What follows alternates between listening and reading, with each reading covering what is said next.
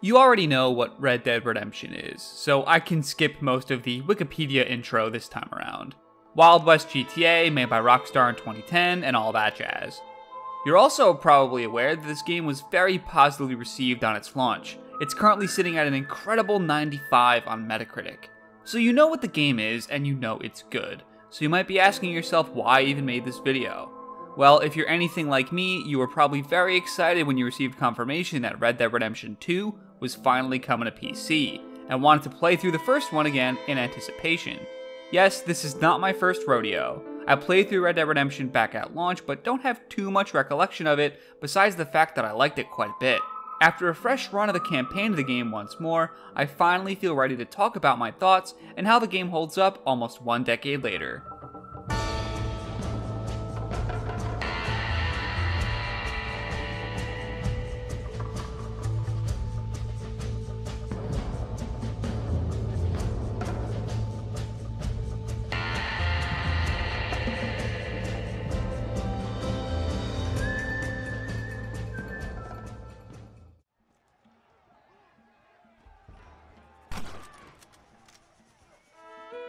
The first challenge you're likely to encounter with Red Dead Redemption is answering the question of how you're even gonna play it. For a game of its prestige, it's a shocker that Red Dead Redemption never got a next-gen remaster like its little brother Grand Theft Auto 5 did. This plus the fact that there was never a PC port means that your choices of how you want to play are limited. Excluding sitting around and waiting until PS3 emulation becomes excellent, you have 2 options. Xbox gamers were blessed with backwards compatibility support for the game, making the Xbox One X the definitive and best choice for playing the game, assuming you have one. Lack of backwards compatibility on the PS4 means that Sony gamers are stuck with dragging out their old PS3 and playing it on there. Neither of those options really work for me at the moment, so I went with a little known and cursed third option, one that would easily allow me to capture footage and play right from my Windows computer. PlayStation Now. Yes, Red Dead Redemption is available on Sony's subscription streaming platform and is currently the only legit way of playing the game on PC right now. I'm using the words playing the game on PC pretty loosely. In reality, you're still playing the game on a PS3 and streaming it over the internet. If that description sounds kind of unflattering to you, well, I meant it to be. Red Dead wasn't exactly known for being a technically stable game on the PS3 in the first place, so add all the bad frame rate and poppin' issues that existed there, on top of the unreliability of streaming the game over the internet, and you end up with an experience that is mixed at best. A 720p resolution cap for PC streaming and a noticeable amount of input lag were big enough nuisances to confirm in my mind that this is probably the worst way to experience this landmark game. But hey, it's on PC! If you're thinking about playing this game through PS Now, I have 3 tips for you. 1. Use a wired internet connection. 2. Turn off this optimize app performance graphics setting. Somehow it makes everything worse. 3. Give the 1-week free trial a shot because your mileage may vary. Okay, on to the game itself.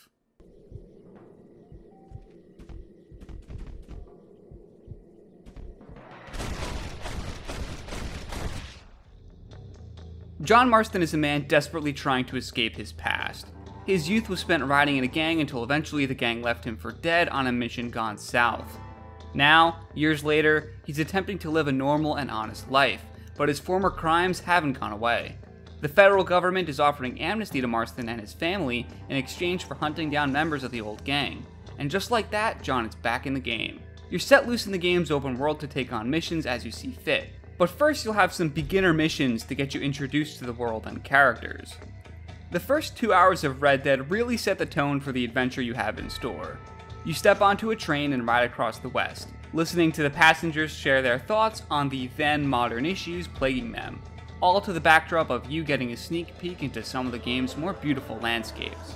After a failed attempt to confront one of your former gang members, you'll end up living a bit of the farm life, herding cattle, killing vermin so that they don't ruin your harvest, and reining in some new horses. There's eventually even a main story mission where your goal is to deliver corn to a nearby farm, and that's it. Red Dead Redemption is as much about the pastoral life as it is shooting bad guys. Okay, maybe it's a bit more about shooting bad guys, but there's serious commitment here to providing an authentic and slow-paced look at the west half of the Wild West. The setting is absolutely one of the strongest hooks here. It does that Rockstar thing where the cities and states are pseudo-fictitious approximations of real-life locations. It presents them magnificently and with a far greater range than you might expect. The rolling prairies of New Austin look and feel nothing like the red canyons of Mexico. The city streets of Blackwater are downright modern, and they contrast well with the tall trees of tall trees. The best way to get the most out of your time with Red Dead is to really soak in all these places. Spend some time walking around, take in the sights, maybe chat with the locals to pick up some side missions. On top of those side missions, you're bound to run into some dynamic events of some sort. Maybe some robbers are getting away with stolen cargo and you can go hunt them down. Or you can spend some time with one of the game's mini-games, like horseshoes or poker. That's enough for me. A little low, don't you think? All these little things that Rockstar is known for populating their worlds with are incredible. They're diverse, interesting, and well written, but also draw attention to an out-of-place fast travel system that is just way too powerful. At nearly any place and at any time, you can set down a campfire and fast travel to any waypoint that you designate on the map, with no penalty or cost. This brings to mind the question of, why would I ever use Red Dead's in-game taxi carriages that charge you to go from city to city, if I can literally go wherever I want for free? It's a fast travel system that not only pulls away from the game's more immersive in-universe travel options, but also decentivizes you from riding your horse around and exploring the world for yourself, which feels like it kinda defeats half the point of these open world Rockstar games in the first place. My best advice is to try not to use the fast travel option, as much as it may tempt you, but believe me, it will tempt you.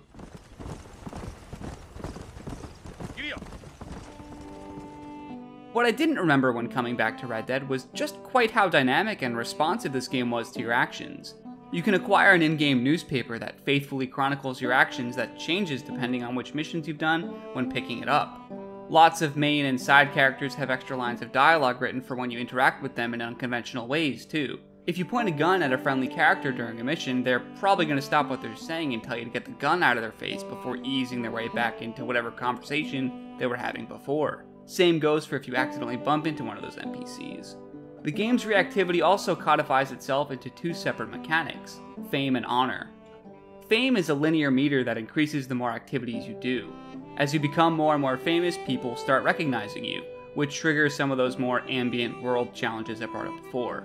Honor is the second mechanic, and unlike fame, it's not a linear climb up, but instead a meter you can take into either direction depending on how roguish you feel like being. Either side of the spectrum brings perks, with honor netting you higher pay for honest jobs, and dishonor giving you discounts in some of the shadier parts of town. You can opt out of both of these systems by having your character equip a bandana and commit deeds unrecognized, which is a pretty nice touch. This game is full of those little pretty nice touches everywhere. Calling one or two of them out here might seem like a small deal, but they add up quickly and result in a game that feels polished, feature-rich, and dense. Though Red Dead isn't afraid to take it slow sometimes, it is a game that primarily revolves around its combat. It's an aspect of the game that holds up surprisingly well almost a decade on, even if it isn't perfect. It's a 3D cover-based shooter whose most noteworthy differentiator is probably one of the most forgiving aim assists I've ever seen. Holding down the left trigger to zoom in on your rifle will snap you to the nearest applicable target so that you can take them out.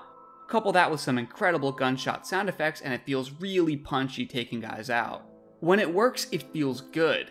Large-scale gunfights usually had me repeatedly targeting so I can clear everyone out, but the occasions where I ran into difficulties with the lock-on targeting is what really made me wish I could use the mouse and keyboard. Sometimes the aim assist will take your aim to a bird flying above the engagement instead of the bandits trying to kill you. Other times it won't seem to want to target the beast right in front of you that's clawing your eyes out. Thankfully it looks like Rockstar was aware that total reliance on their aim assist could prove problematic, and addresses it with one of Red Dead's marquee gameplay mechanics, Deadeye.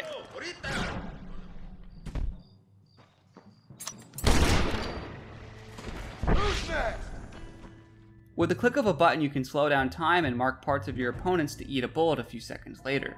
Once time goes back to normal, Marston will rapidly fire all of the targeted areas. This feels great, especially with how your opponent's bodies feel like bodies. Shots to the leg will usually incapacitate but not kill, and firing a bullet at their hat can send it flying off.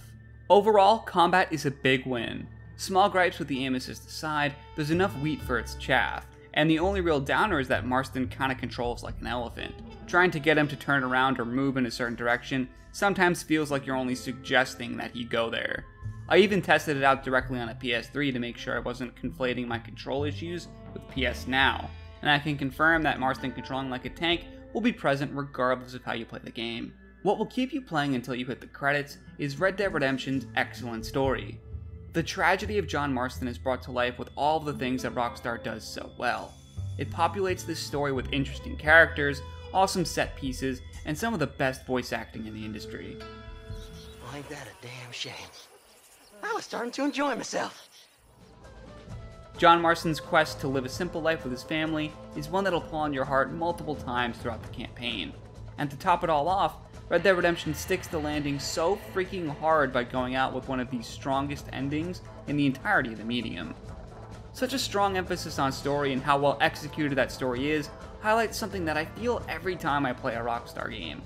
There's this weird duality that these games are forced to juggle. They're the absolute definition of freedom, traveling around an open world, seeing what you want to see and doing what you want to do. But at the same time, they're managing a linear campaign with little to no player input. Thankfully, they were clever enough with the writing here to ensure that regardless of whether you're playing a ruthless killer or a noble white knight in your free time, the story missions portray John as a neutral enough figure so that he's not totally incompatible with either of those approaches.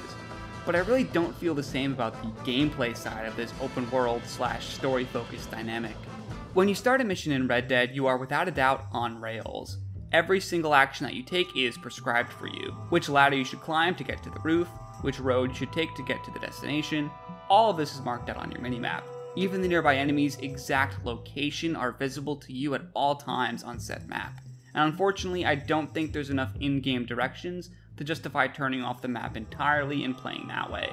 It's such a powerful tool, I wager you could play the entire game just by staring at the minimap itself. Let me be clear and say that that's not a problem unique to Red Dead or even unique to Rockstar games. It's just that after a year of playing some current-gen open-world games that let me tackle things in almost any way I wanted, going back to a AAA game of last-gen was absolutely noticeable. And whether or not this is something I feel later this year when I play Red Dead 2 is something I'm really looking forward to. Even under the microscope 10 years later, Red Dead Redemption comes out the other side as an incredible experience that was well worth my time. The beautiful vistas, the consistently quality story, the gunsling and combat, and all the little dynamic touches thrown in help Red Dead ensure that it will never become obsolete, as long as we have reasonable ways to play it on modern hardware. Come on, let him have it. Watch out for the hostages aiming, kid. Surrender, or I'll kill you all!